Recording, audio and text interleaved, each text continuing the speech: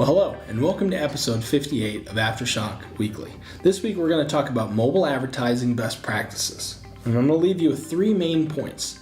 First one, put your call to action up front. Make sure that whatever you want somebody to do when they see your ad is on the ad. So for example, if you want them to visit your store, put visit today as the call to action button. If you want them to buy now, click buy now. If you want more information, get information.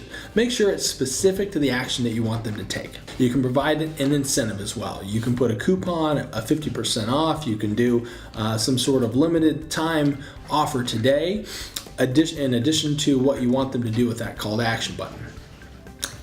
Know your industry. Make sure that you're staying compliant. I know that if you're in real estate or a mortgage or you're a lawyer, there are only certain things that you can say, and you need to make sure that you're staying compliant. So know what the constraints are for your advertising to the audiences. Number two, make sure that your creatives meet the audience. So you want to make sure that you're congruent with what you're advertising to the audience that you're advertising to.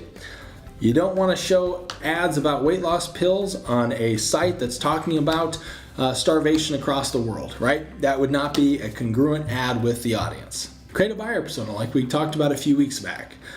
Put together a fictitious representation of an audience you're going to target and then say, okay, what ad is going to elicit an action from that particular audience?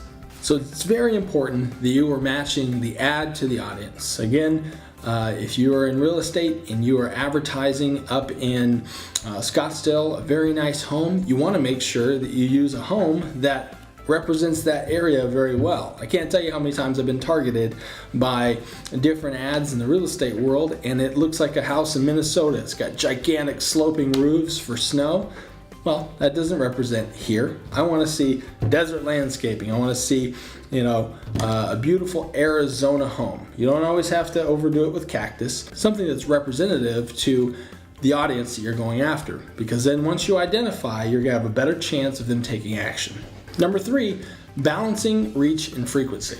We've talked about this before at Aftershock Weekly, that reach is how many people actually see the ad. Frequency is how many times those same people see the ad. You don't want 100 people seeing the ad one time. You don't want one person seeing the ad 100 times, because you don't want someone to get annoyed with seeing it too much. 64% of people say that banner advertising is annoying. Well, I would guess that most of those people that are annoyed by it, number one, it wasn't specific to them, or number two, they're seeing the ad so many times themselves that they feel like they can't get away from it. You want to have that proper balance. A rule of thumb would be 5 to 10 times of frequency. And if you're running display ads, set a frequency cap at 10. They don't need to see your ad any more than 10 times in any given monthly cycle. And then keep in mind that retargeted ads perform 10 times better, because they've already said, hey, I like your product, your service, I've gone to your website, I visited it. So now we're going to make sure that we are following them around. But again, don't overdo your frequency. You've identified the audience, but you don't want to follow them around 10 times in one day, because that's going to annoy them. But spread it out over the buying cycle. I said a month a minute ago, but if it's a retargeting ad, you can probably get away with over a week or 2 weeks showing the same ad 10 times, because they're already in that cycle. They've already said, hey, I've raised my hand, I've been to your site, I've said I want to see more about that ad. So retargeting them, you can have a little bit higher frequency, but don't overdo it. So put the call to action up front. Make sure that you're matching the ad to the audience, and then balance reach and frequency. Those are three things that'll help your display advertising perform better.